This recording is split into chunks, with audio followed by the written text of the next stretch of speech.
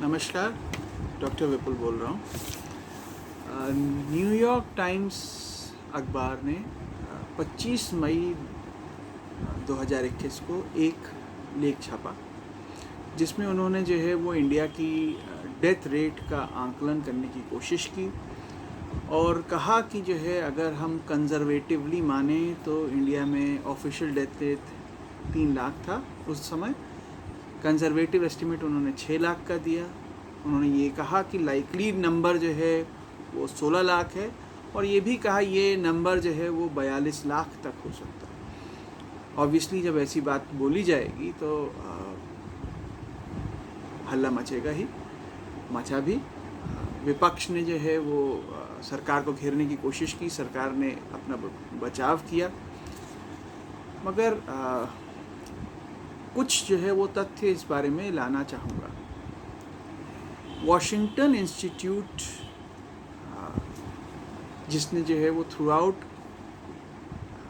Pandemic को track किया है, केसर फाउंडेशन यूएसए के साथ में, उन्होंने 3 मई को ये बोला कि इंडिया की डेथ रेट 6.5 लाख है और इंडिया ने जो है वो अंडर काउंट किया है। उन्होंने ये नहीं बोला कि अंडर काउंट जानबूझ के किया है, बट ये ज़रूर बोला कि इंडिया की डेथ्स अंडर काउंट हुई हैं। उन्होंने ये भी बोला कि यूएसए की डेथ्स भी अंडर काउंट हुई हैं। 5.7 लाख्स जो है वो ऑफिशियल फिगर्स थे उस दिन, और उन्होंने जो है उसको 9 लाख के आसपास कहा। यूके की उन्होंने 1.5 लाख की जो है वो डेथ रेट को 2.9 लाख्स कैलकुलेट किया। रशिया की 1.9 लाख ऑफिशियल डेथ रेट है, उसको जो है वो 6 लाख काउंट किया। और मेक्सिको की 2.17 लाख थी ऑफिशियली, उसको भी उन्होंने 6 लाख के आसपास काउंट कराया। इन सब काउंटिंग के बीच में ये भी ध्यान रखने वाली बात है कि ये काउंटिंग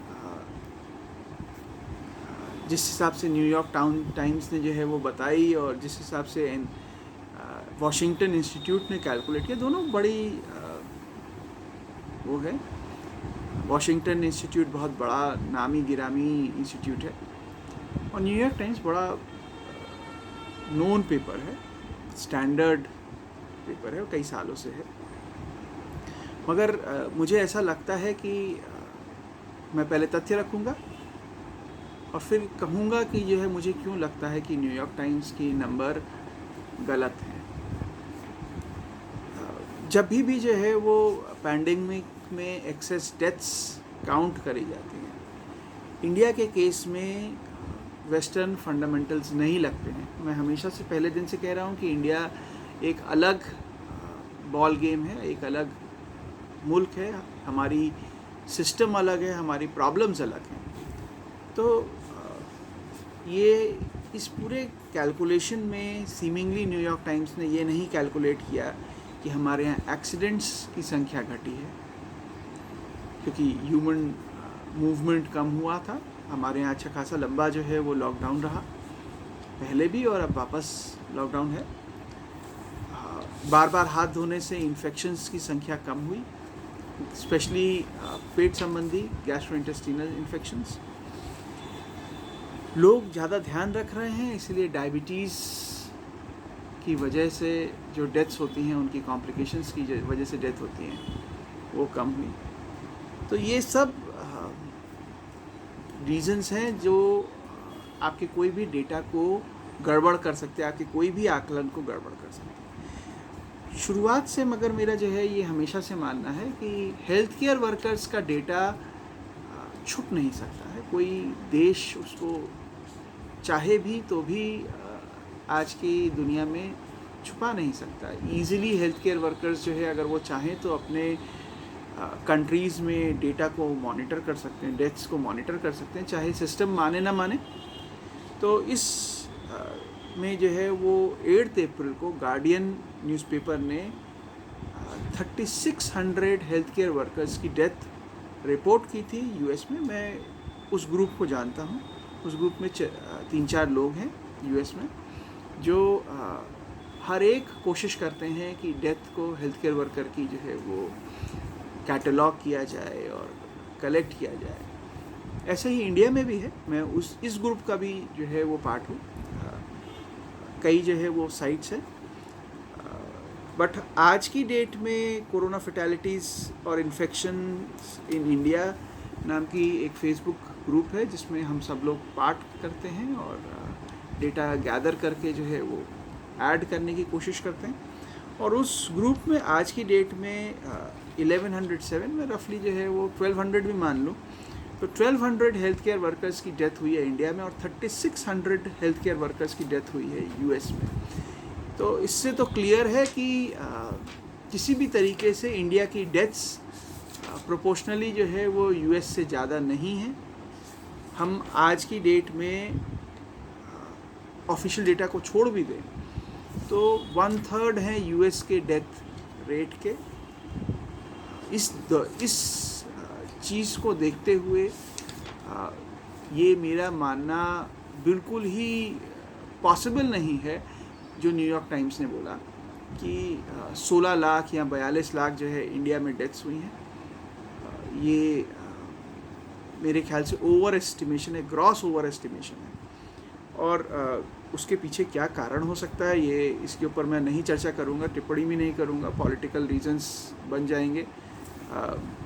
बट ये बात सच है कि सेकेंड वेव में यूएस में 300 डेथ्स हुई थी और उसमें से जो है वो टोटल डेथ्स में से जो है वो 551 हॉस्पिटल्स में काम करते थे, 209 क्लिनिक्स में काम करते थे। और उन्होंने ये भी जो है वो बोला कि अप्रॉक्सीमेटली जो है वो 1/3 हेल्थ केयर वर्कर्स की फैमिलीज़ की ये शिकायत थी कि उनको एडिक्वेट पीपीई की प्राप्ति नहीं हुई। तो अगर यूएस में ये हाल है और डेथ्स का अंडर एस्टिमेशन जो है वो यूएस यूके में ये हाल है, तो फिर हम डेथ्स का अंडर एस्टिमेशन इंडिया में हो रहा है। इसके लिए केवल एक सरकार को दोषी या किसी एक पॉलिटिकल पार्टी को दोषी नहीं ठहरा सकते। मेरे ख्याल ये सिस्टमिक डिजीज़ है अंडर एस्टिमेशन। कुछ अंडर एस्टिमेशन कंडीशंस की वजह से होता है, आपका सिस्टम पकड़ ही नहीं पाता है।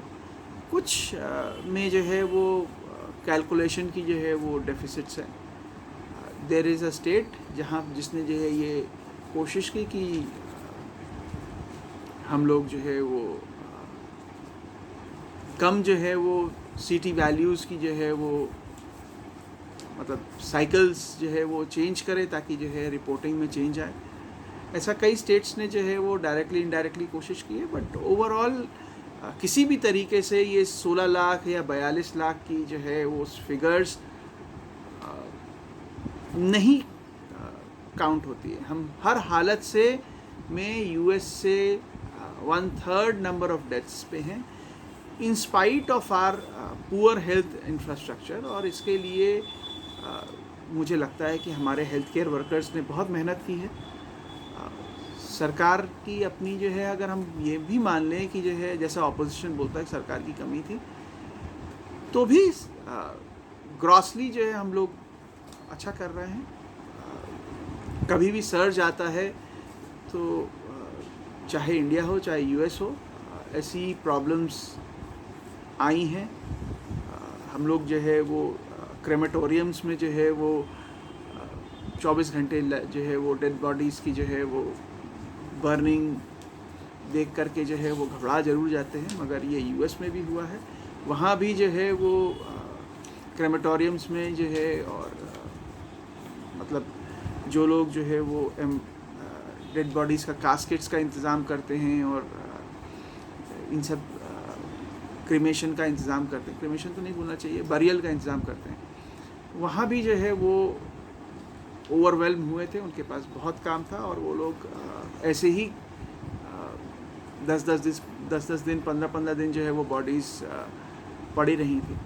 तो सर्च को बचाने का जो है वो अगर हम तरीका जो है अपनाएंगे तो ये प्रॉब्लम्स कम होंगी। बट जब तक हम कोविड एप्रोप्रिएट बिहेवियर नहीं रखेंगे तब तक ये प्रॉब्लम्स बनी रहेंगी। मुझे यही कहना है कि इस सब चीज़ को बचाने के लिए हम लोग एक ही तरीका अपना सकते हैं, वैक्सीन्स लगवाएं, आगे बढ़ें। धन्यवाद।